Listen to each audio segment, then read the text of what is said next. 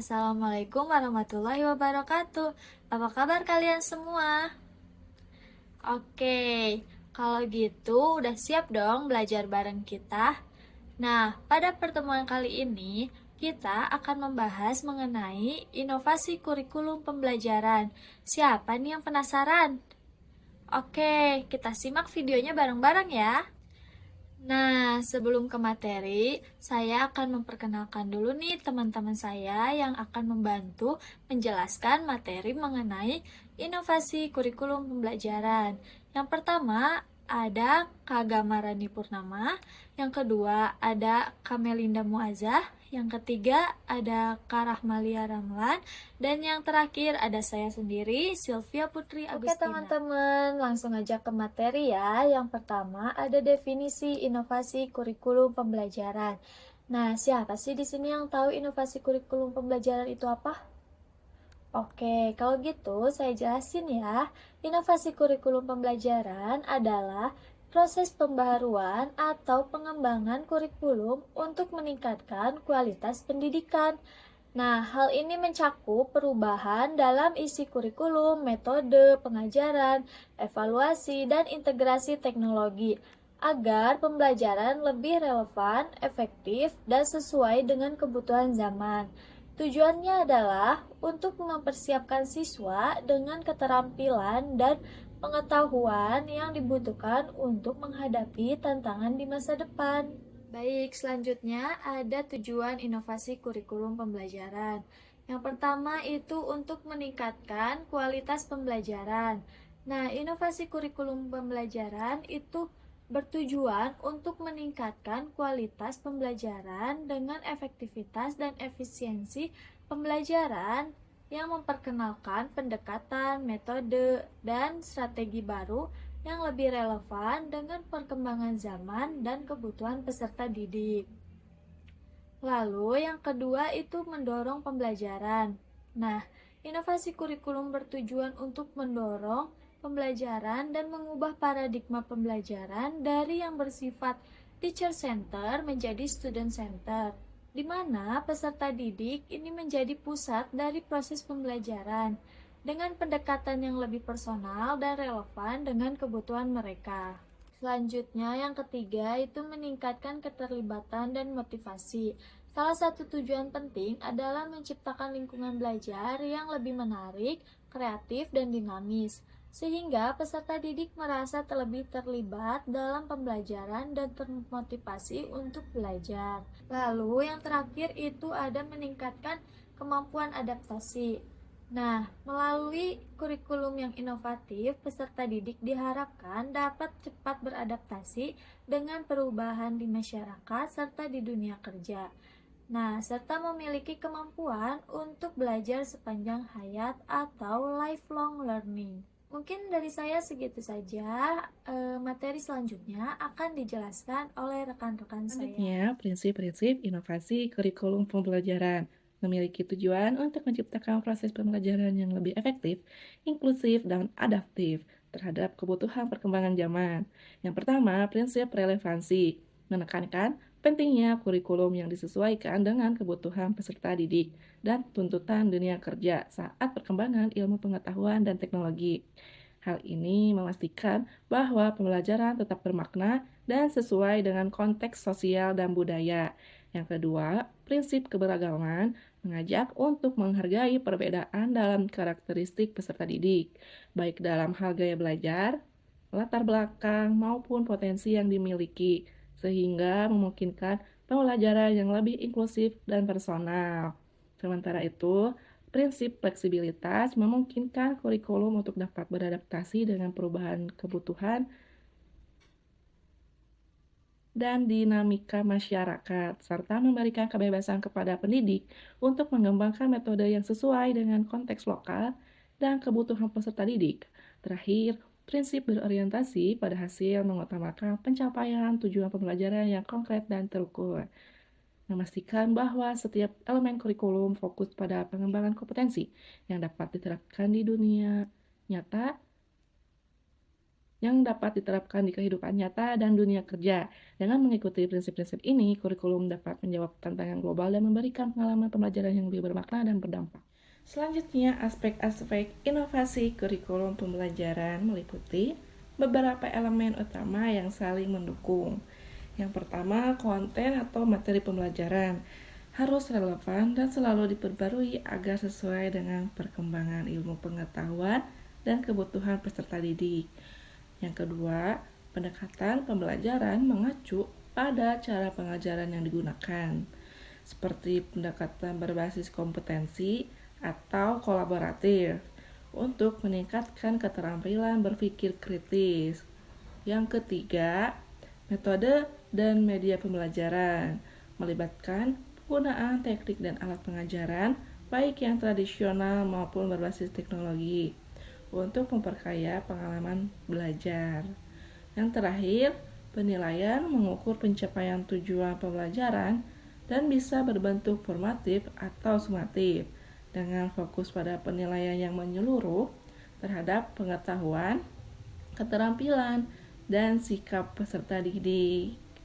Semua aspek ini berfungsi bersama untuk menciptakan kurikulum yang adaptif dan efektif. Nah, materi selanjutnya yaitu mengenai langkah-langkah implementasi dalam inovasi pengembangan kurikulum pada proses pembelajaran.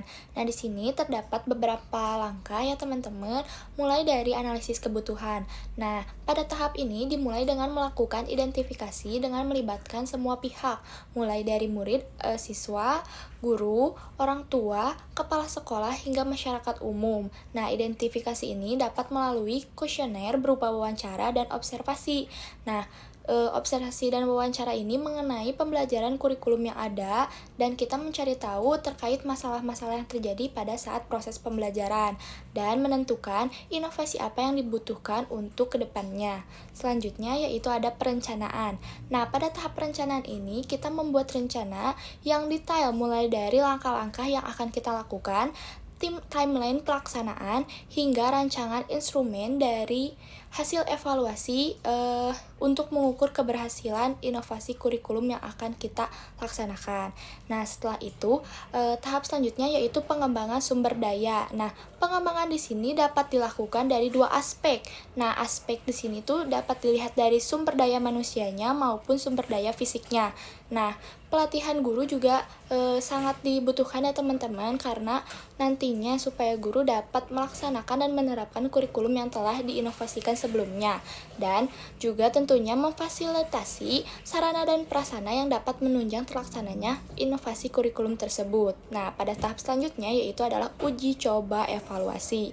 Nah, pada tahap ini mulai menerapkan inovasi kurikulum tersebut dengan melakukan uji coba dan pastinya kita juga mengidentifikasi hasil dari uji coba tersebut, apakah ada evaluasi atau tidak.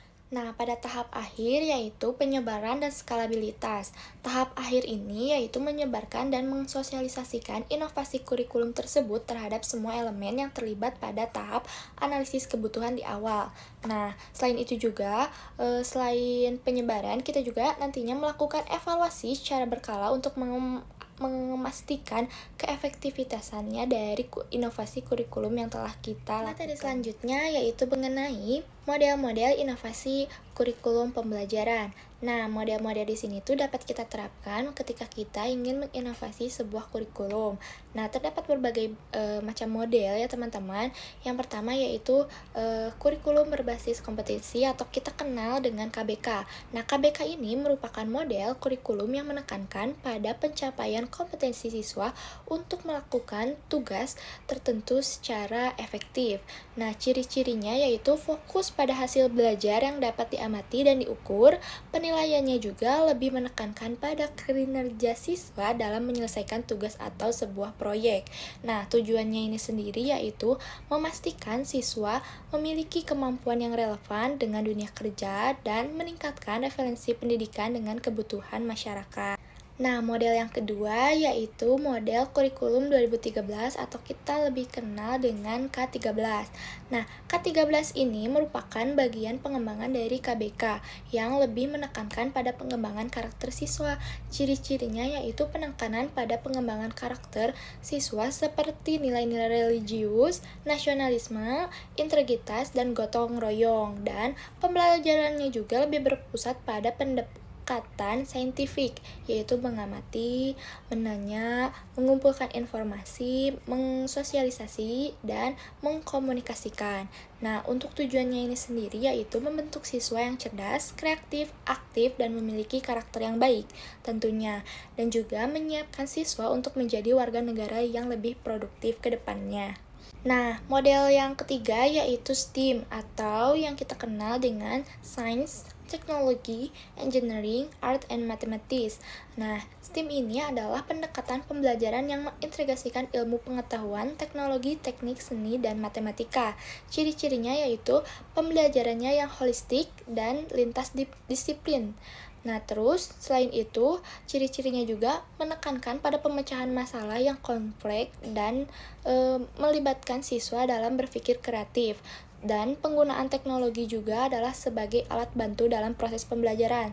Tujuannya juga untuk mempersiapkan siswa untuk menghadapi tantangan di era industri 4.0 dan mengembangkan keterampilan di abad 2021 secara kita ketahui bahwa pada abad ini, siswa ditekankan untuk berpikir kritis, kreatif, dan kolaboratif.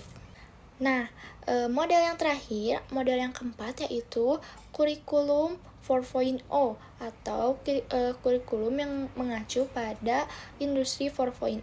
Nah, di sini kurikulum ini merupakan konsep yang lebih luas yang mengacu pada penerapan teknologi dalam seluruh aspek pendidikan.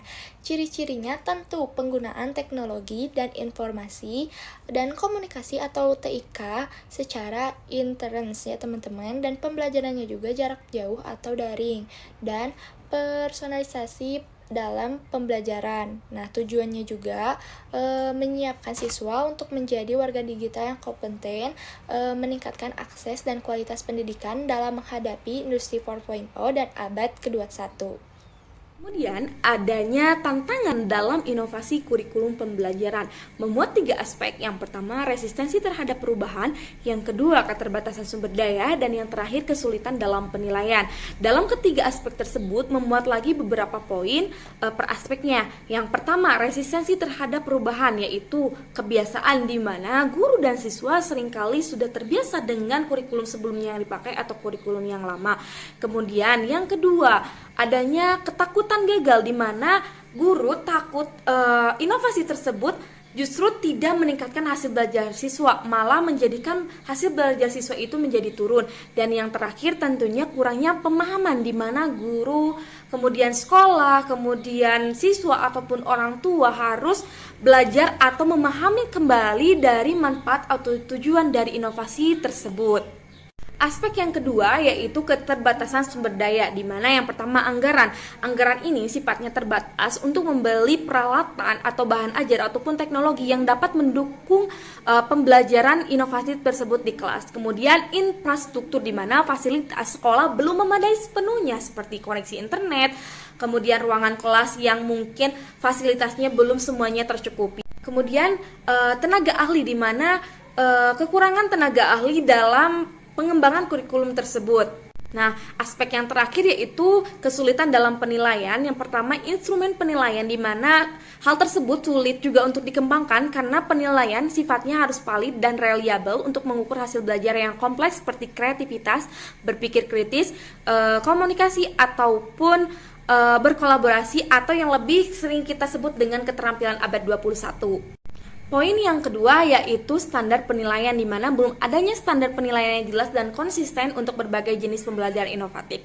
Dan poin yang terakhir atau yang ketiga yaitu subjektivitas, di mana penilaian terhadap beberapa aspek pembelajaran seperti sikap ataupun karakter cenderung lebih subjektif. Jika disimpulkan, inovasi dalam kurikulum pembelajaran merupakan upaya untuk memperbarui, mengembangkan atau memperbaiki sistem pembelajaran agar lebih relevan dengan kebutuhan peserta didik, tuntutan zaman, serta perkembangan teknologi dan juga ilmu pengetahuan. Cukup sekian materi pembelajaran kali ini. Terima kasih. Wassalamualaikum warahmatullahi wabarakatuh.